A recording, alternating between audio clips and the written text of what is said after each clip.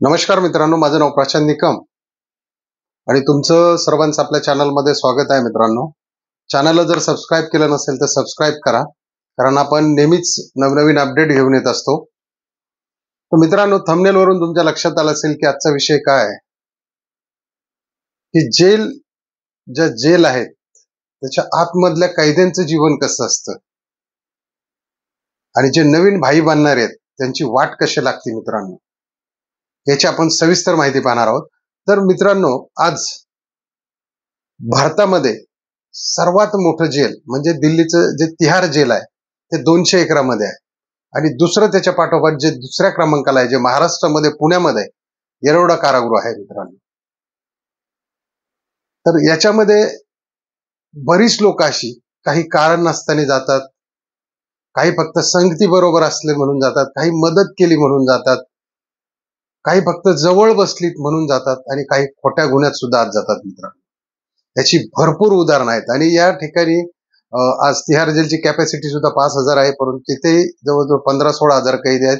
तीच परिस्थिती या ठिकाणी येरवडा कारागृहाची सुद्धा आहे. म्हणजे तिथे सुद्धा एक 5,000च कैदी आहे, 5-6 हजार कैद्यांची व्यवस्था आहे, पण त्या ठिकाणी सुद्धा 15-16 हजार कैदी आहेत. मित्रांनो, आणि येरवडा जेल जे आहे ते कमीत कमी 500 एकरामध्ये आहे, ज्याच्यामध्ये मोठमोठे प्लांट लावलेले आहेत आणि कारखाने लावलेले आहेत. तर आपण त्या सविस्तर पाहणार आहोत की गुन्हेगार कसा होतो, त्याच्यानंतर तो कसा आतमध्ये जातो आणि त्याच्या जीवनाला कसं वेगळं वळण लागतं, आणि जे नवीन भाई आहे, जे भाई बनायला गेलेले असतात, त्यांची वाट कशी लागते. तर मित्रांनो, याच्यामध्ये काय होतं, एक क्षणाची मजा देई आयुष्याची सजा, म्हणजे राग आणि भीक माग. एक 10-15 मिनिटं आलेल्या रागाने माणूस त्या रागाच्या भरात गुन्हा करतो आणि त्या पस्ताव्यासाठी एक 10 ते 15 वर्ष जाऊन आत बसतो आणि पूर्ण जिंदगीची वाट लावून घेतो.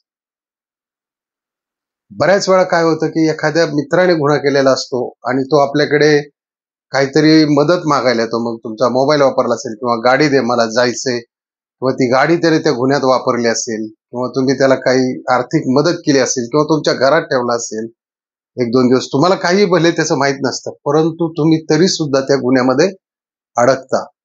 एक तर घटना अशी आहे मित्रांनो, की एका ढाब्यावरती इथंच भांडणं झाली होती, मी नाव घेत नाही. तर तिथे शूट म्हणजे एकाने 2-3 मित्र तिथे जेवायला दारू प्यायला गेली होती. एकाने त्यातली बाचाबाची झाल्यामुळे खून केला आणि त्याच्या राहिलेल्या 2 मित्रांनी त्याला रिक्षामध्ये बसून दवाखान्यामध्ये नेला. तरी सुद्धा ते मित्र ज्यांनी दवाखान्यात नेलाय त्याच्या बरोबर होते, म्हणून त्याला संगत म्हणजे त्याला नंबरकारी असं या गुन्हेगारी क्षेत्रात म्हटलं जातं. तरी सुद्धा त्यांना या गुन्ह्यामध्ये शिक्षा झालेली आहे. मित्रांनो, याच्यामध्ये 2 प्रकारचे गुन्हेगार हे जेलमध्ये येत असतात. एक अंडर ट्रायल म्हणजे एक नवीन गुन्हेगार, की ज्याचा अजून गुन्हा सिद्ध झालेला नाही, तो एक 2-4 महिन्यासाठी येतो.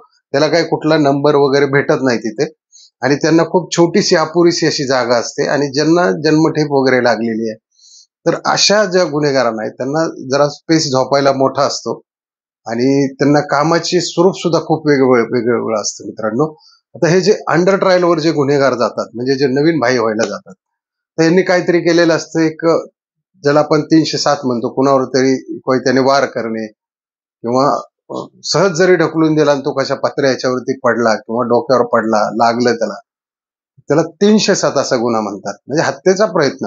आणि त्याच्यातून जर तो मेला हॉस्पिटलमध्ये, तर त्याचे 2 गुन्हे लागतात, 307 आणि 302. 302 म्हणजे डायरेक्ट ऑफचाच गुन्हा लागतो तिथे, म्हणजे मर्डरचा गुन्हा लागतो. तर मित्रांनो, ह्या बाई लोकांना आत गेल्यानंतर खूप त्रास होतात, किंवा जे पॉकेटमार असतात, बलात्कार करून 376 मध्ये आत जातात, या लोकांना जे जुने गुन्हेगार असतात अक्षरशः त्यांची सगळी खाजगी कामं करायला होतात, हातपाय दाबण्यापासून सर्व काही करायला होतात. त्याच्यात संघटित गुन्हेगार असतात.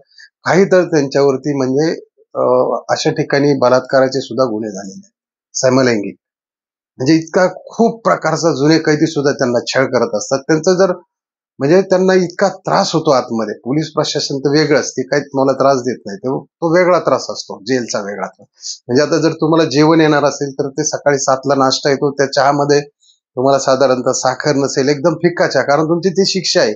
तिथे काही तुम्हाला पिकनिकला बोलवलेलं नसतं. त्याच्यानंतर तुम्हाला 10ला जेवण येतं, ते बी रोट्या जाड असतात, त्याही भाजलेल्या नसतात, आणि एकदम म्हणजे मीठ नसलेलं डाळीचं पाणी, तिखट नाही, काय नाही, म्हणजे चविष्ट असं जेवण नाही, थोडासा भात, असं जेवण तुम्हाला त्या ठिकाणी येतं. आणि संध्याकाळचं जेवण जे आहे ते तुम्हाला 4 वाजता येतं, जे तुम्ही 8 वाजता, काही ना 8 वाजता जेवायचं असतं, काही ना 9 वाजता असतं, काही ना 10-11 वाजता जेवायची सवय असते, ते तुम्ही त्यांच्या पद्धतीने जेवू शकता.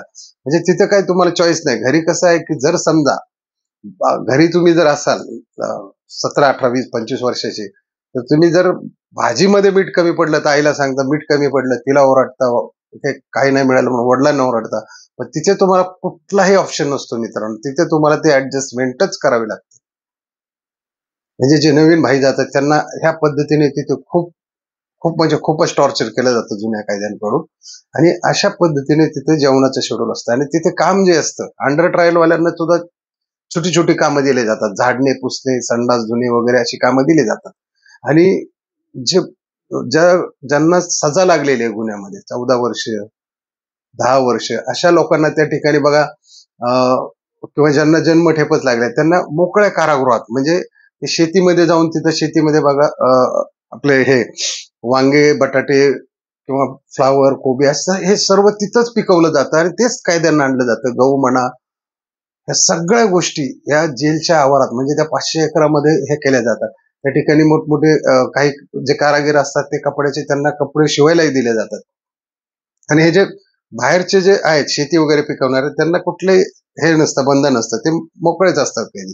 त्यांना कुठलं प्रोटेक्शन नसतं, म्हणजे पोलीस जात नाही, काय नाही, ते आपले काम करून संध्याकाळी येतात. त्याच्यात जर त्यांनी व्यवस्थित वागणं वगैरे केलं 10-15 वर्ष, तर शेवटची त्यांना काही दिवस राष्ट्रपती दया म्हणून सोडून द्यायला पण सांगतात. असं जर त्यांची कुणी हे केलं, अपील केलं तर, जेलरने वगैरे त्यांचे हे केलं तर त्या पद्धतीने मित्रांनो, ज्यांना आता कॅन्टीनचं काय करता येतं, तर त्यांना जेलचे कॅन्टीन सुद्धा, आता एरवड्याला सुद्धा कॅन्टीन वगैरे चालतात काही त्यांचे, म्हणजे उत्तम प्रकारे असं जेवण बनवतात आणि बाहेरचा कस्टमर पण तिथे जेवून जातो. म्हणजे हे झाले जास्त दिवसाची सजा लागलेले कैदी. परंतु जे शॉर्ट टर्म गेलेले आहेत अंडर ट्रायल, त्यांना मात्र खूप बेकार बेकार कामं दिली जातात मित्रांनो.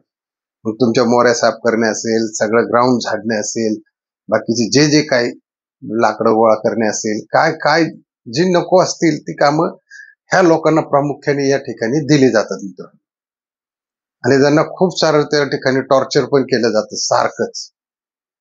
कारण जोपर्यंत त्यांच्यावरती गुन्हा साबित होत नाही, त्याच्यानंतर त्यांना वेगवेगळी कामं दिली जातात. आता संजय दत्तचं जर आपण उदाहरण पाहिलं, तर संजय दत्त पेपरच्या बॅग बनवायची, म्हणजे अशी तिथे भरपूर कामं आहेत. मोठमोठे कारखाने आहेत त्या जेलमध्ये. म्हणजे तुमचे सोफ्याचे कारखाने असतील, वेगवेगळे, म्हणजे जे कन्सेप्ट आपण म्हणजे कपडे बनवण्यापासून म्हणतो, ते सर्व त्या ठिकाणी ट्रेनिंग पण दिलं जातं, त्यांच्याकडून काम करून घेतलं जातं आणि त्यांना पगार पण दिला जातो त्याच्यात. तर तो तुमच्या जेलच्या ह्याच्यात जमा होतो, जेलरकडे. म्हणजे तुमच्या अकाउंटला तिथे जमा होतो. आता दुसरी गोष्ट, अंडर ट्रायल जे आलेले असतात, वर्ष, 6 महिने, 2 वर्ष राहिलेले, यांना काय केलं जातं की यांना मनी ऑर्डर येते बाहेरून, 4,000 पर्यंत तुम्ही आता मनी ऑर्डर घेऊ शकता. तर त्याची ती करन्सी जी आहे ती आता आतमध्ये कॅश स्वरूपात दिली जात नाही, तर ती जेलची काही कुपन आहे, त्या कायद्याच्या नावाने ती तिथं कुपनं त्यांना इश्यू केली जातात. 10 रुपयाचं, 20 रुपयाचं, 50 रुपयाचं असेल. म्हणजे कुणाला काही खायचं असेल तर तुम्ही त्यातून ते एक्स्ट्रा खरेदी करू शकता. जेलमध्ये तसं कॅन्टीन असतं त्यांचं. वडापाव असेल किंवा पोळी भाजी असेल किंवा काही कोल्ड्रिंक्स असतील किंवा काय तुम्हाला घ्यायचं असेल, तेल घ्यायचं असेल किंवा काय काय, असं या प्रकारे जे जनरल लागणाऱ्या तुम्हाला वस्तू असतील, या तुम्ही तिथे खरेदी करू शकता.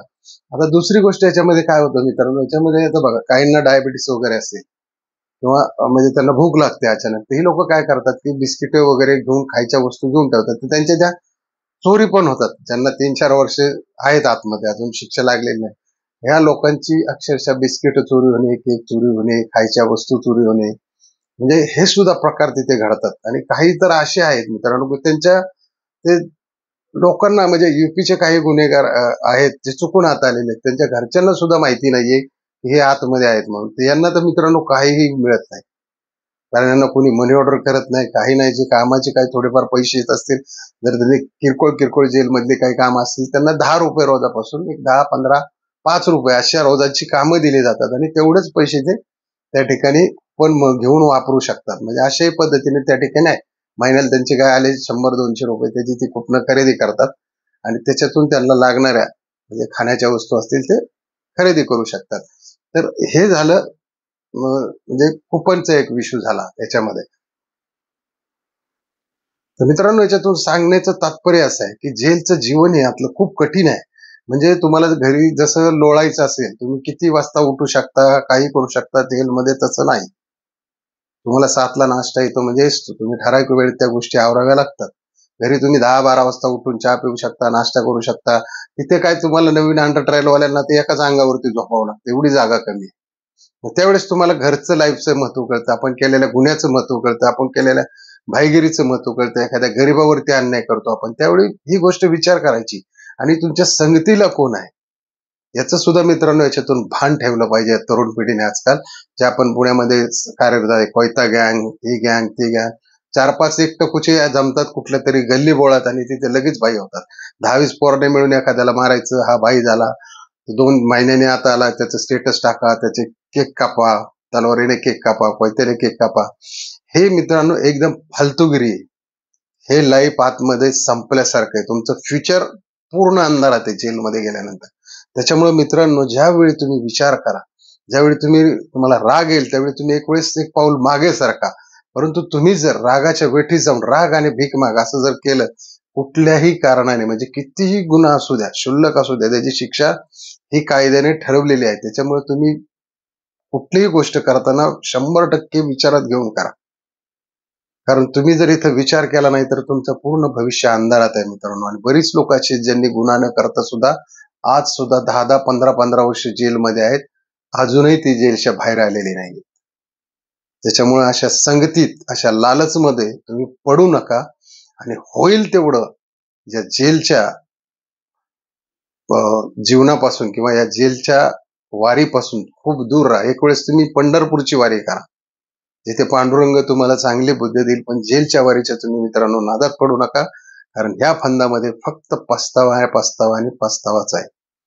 जरी गुन्हा तुम्ही केला नसेल, तुम्ही जरी गुन्हेगाराच्या आसपास असाल, तरी सुद्धा तुम्हाला त्याची शिक्षा लागते. त्याने तुमचं नाव घेतलं, मग ती चोरी असू, डकैती असू, मर्डर असू, रॉबरी असू, कुणाची लुटपात असू, हाणमार असू, चेन स्नॅचिंग असू, गाडी चोरी असू, कुठलाही गुन्हा असो, तुमचं नाव घेतल्यानंतर तुम्ही तिथे संपलेलं असता.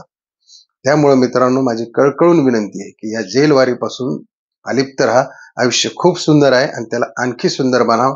व्हिडिओ जर आवडला असेल मित्रांनो तर नक्की सबस्क्राईब करा, लाईक करायला विसरू नका आणि इतरांनाही शेअर करा. कारण तुमच्यामुळे एखादा जरी गुन्हेगार सुधारला तरी बऱ्याच काही गोष्टी घडू शकतात मित्रांनो. जय हिंद, जय महाराष्ट्र.